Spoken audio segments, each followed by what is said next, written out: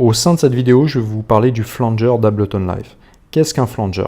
Il s'agit d'un effet sonore qu'on obtient en additionnant un signal d'origine brut et en y réinjectant, donc en additionnant sur ce signal, le même signal mais qui va être très légèrement retardé. Et en général, ce retard, il est fixé et modulé par un LFO. Donc un LFO, c'est ce qui permet de faire une oscillation. C'est un générateur d'oscillation à très basse fréquence. Et c'est quelque chose qui va être quasiment inaudible, mais qui va permettre de faire une modulation qui va être très très lente et périodique par rapport à un signal sonore. Donc le LFO pour Low Frequency Oscillator, donc oscillation à basse fréquence, il peut être de plusieurs sources, mais en général, enfin, soit analogique, numérique, etc., ou soit commandé par un logiciel. Et en fait, vous allez pouvoir régler une amplitude, la forme d'onde, donc soit sinusoïdale, soit triangulaire, elle peut être carrée, elle peut être en dents de scie, etc. Elle va osciller donc sur des très basses fréquences jusqu'à à peu près 20 Hz. Donc c'est des fréquences qui sont quasiment inaudibles pour l'oreille humaine et ça va osciller entre 0,1 Hz et 20 Hz. On dit que l'oreille humaine peut entendre de 20 à 20 kg, de manière générale. Donc le flanger en question, il peut être, il y a différentes méthodes.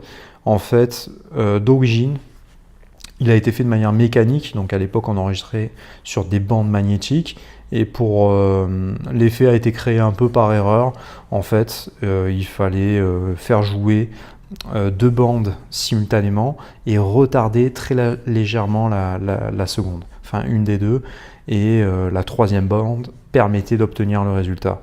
Donc en fait, il y a un musicien qui a fait pas mal de génériques pour la télévision, qui s'appelait Joel Fagerman, si je ne me trompe pas, et il en a fait un peu sa signature sonore en créant cet effet, et du coup, voilà, ses collègues de travail, pour se moquer de lui, ou en tout cas pour personnaliser cet effet, ont voulu l'appeler par rapport à son nom, donc le flanger, en diminutif à son nom, Joel Fagerman. Donc voilà, il y a différentes manières de l'obtenir, soit la méthode addictive. Donc additive, on va jouer un son qui a été retardé en ajoutant le même son très légèrement retardé. La méthode soustractive, donc là c'est le même son qui est ajouté et avec une courbe qui est vraiment l'inverse du premier. Et sinon, il y a une autre technique qui va plutôt être utilisée, mais cette fois c'est beaucoup plus rare puisqu'on va réinjecter un effet qui est identique, mais dont la phase sera quasiment opposée, avec un très léger décalage de phase. Donc ça va annuler certaines fréquences. Et voilà, c'est les trois méthodes qui existent. Et Ableton a vraiment repris ces trois méthodes. Donc, pour vous montrer vraiment de quoi il s'agit, je l'ai appliqué sur la voix.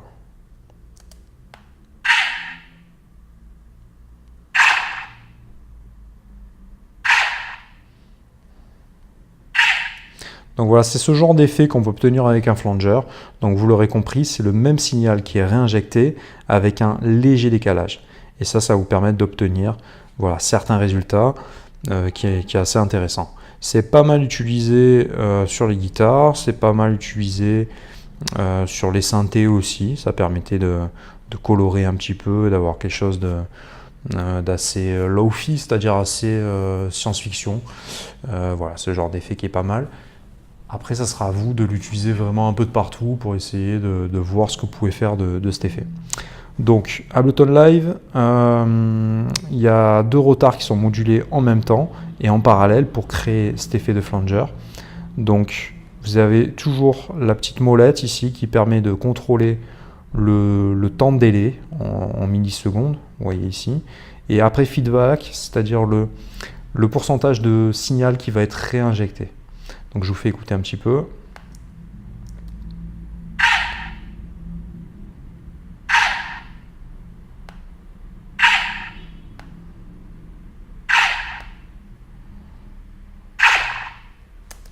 Ensuite ici vous avez un réglage de polarité, plus-moins.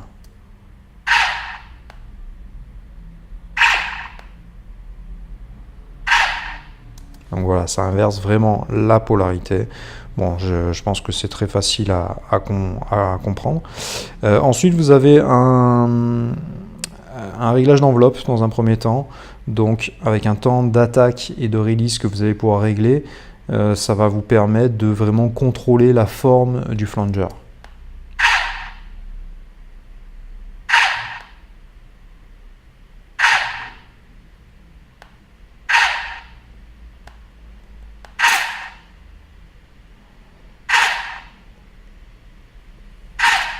Voilà, avec un réglage d'enveloppe qui tend d'un côté ou d'un autre.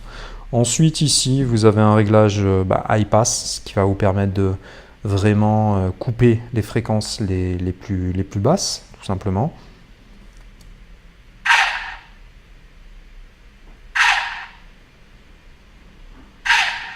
Donc en fonction de sur quel élément vous allez le placer, parfois il est judicieux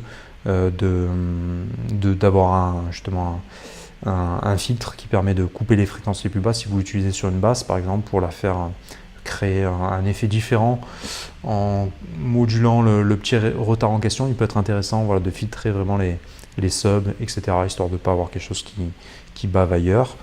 Et ici vous avez un contrôle dry wet, donc plus ou moins d'effet encore une fois.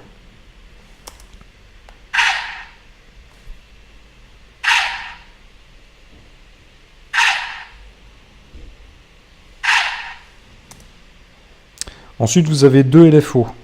Donc, parmi ces deux LFO, vous avez encore une fois, voilà, sinusoïdal, carré, triangle, dents de scie inversé ou dents de scie aléatoire.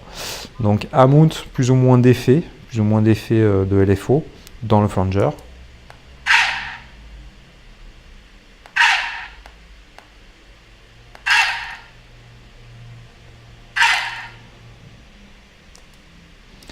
Ici le rate, vous allez pouvoir justement appliquer par rapport à une fréquence, soit par rapport à une fréquence, soit par rapport à une grille rythmique, donc par rapport au tempo.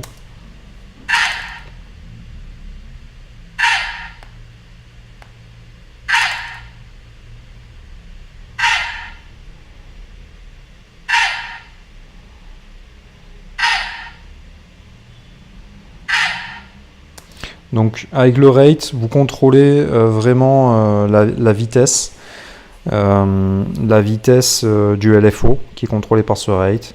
Donc il peut être soit en Hertz, soit synchronisé au tempo, comme je viens de vous l'expliquer. Ensuite, vous avez la commande de la phase. Donc la commande de la phase, c'est très simple, soit vous le réglez ici, de manière initiale, c'est plutôt sur 180 degrés, le réglage de la phase classique. Donc ça contribue un peu à avoir un mouvement stéréo à l'intérieur de votre signal. C'est-à-dire que vous allez faire tourner le LFO vraiment à la même fréquence en décalant les formes d'ondes l'une sur l'autre. Donc 180, c'est comme ça.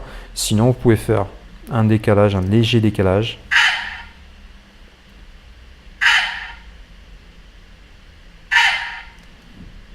Voilà, donc si c'est réglé sur 180, les LFO, elles sont vraiment opposées, ils auront une opposition de phase parfaite, avec 180 degrés de décalage bien entendu.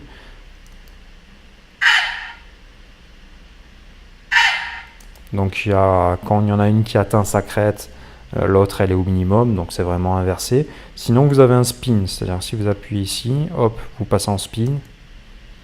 Et le spin, il va vraiment désaxer les deux vitesses de LFO, l'une par rapport à l'autre.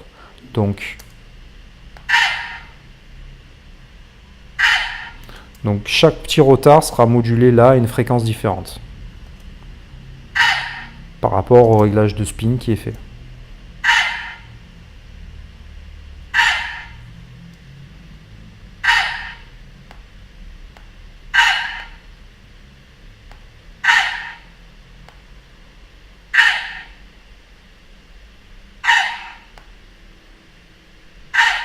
Donc voilà, le flanger permet d'avoir un effet vraiment très spécifique en jouant sur les retards. Donc pour résumer, ici vous avez un filtre qui permet de couper les basses fréquences. Ici vous réglez plus ou moins d'effets dans la piste. Là, vous avez le réglage de flanger par rapport au temps, plus ou moins de retard. Ici, un réglage de polarité. Vous pouvez l'inverser en plus ou en moins. Feedback, vous allez réinjecter le signal plus ou moins en continu. Après, vous avez un contrôle d'enveloppe. Donc, plus ou moins orienté d'un côté ou un autre. Un temps d'attaque, vous allez régler. Ici, c'est très court. Ici, ça va être très long.